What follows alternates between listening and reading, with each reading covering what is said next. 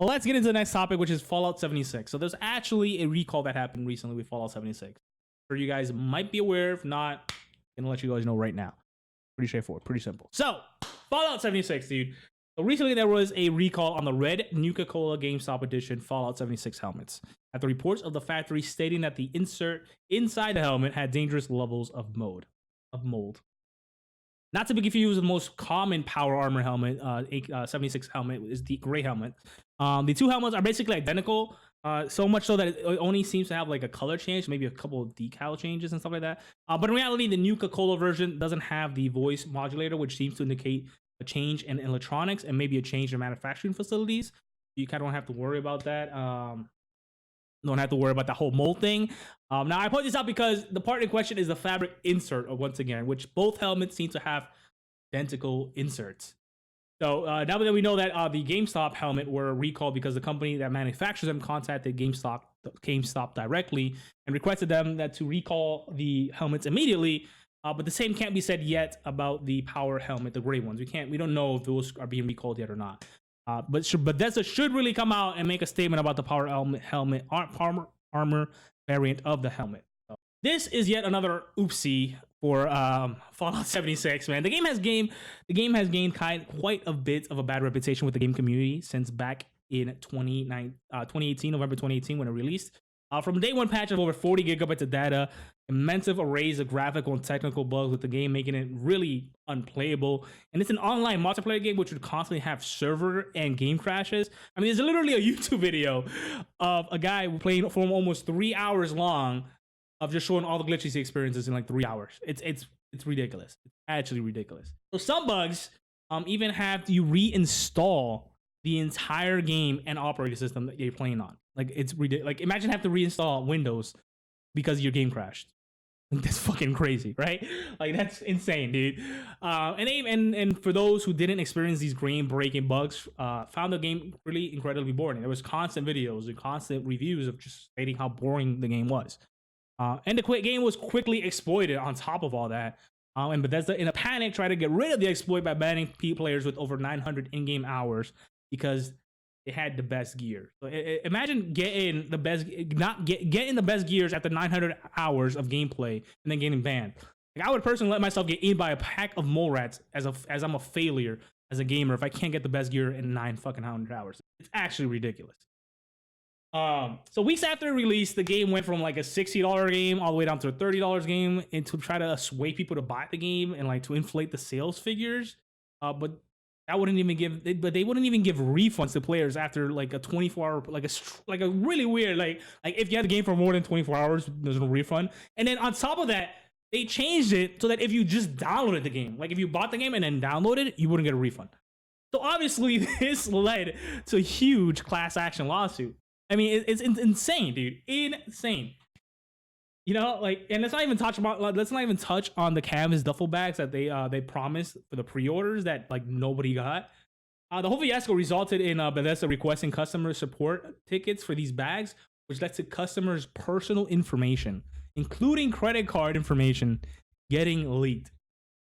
It's what the fuck, dude? Like, what the fuck, man?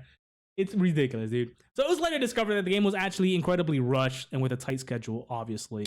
So why was this the case? Why was the whole thing rushed? Why is it a buggy mess? And why would they release that product? Well, ZeniMax, who owns Bethesda, Bethesda and its subsidiaries, is a privately owned company. It's not a public company like Activision or EA. Meaning that unlike public companies who are constantly pressured by shareholders to increase profits, private companies usually have like a select few members who have been there from like the beginning and have a lot of like a high stake in the company, and that's it. So it usually means that they do their own thing. They don't have any pressure for, you know, squeezing the pennies out of players. Like they just at the end of the day just produce a product and try to make profit, and that's it. So when a private company makes such a huge change, it only means one of two things. Either there's a new face in the company trying to make like a big splash and show that he's like the big kahuna and he runs things his way or the highway, or that there is a large investor that comes into the company and is just looking to get his return on his investment. And the reason I'm talking about that is because in 2007, a company by the name of Providence Equity invested $300 million back back into ZeniMax. And now that same company is looking to reinvest in 2016. According to a Bloomberg article, the company is looking to buy in or just buy out completely ZeniMax Media.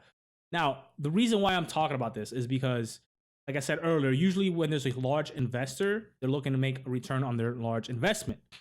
But it's kind of not there yet.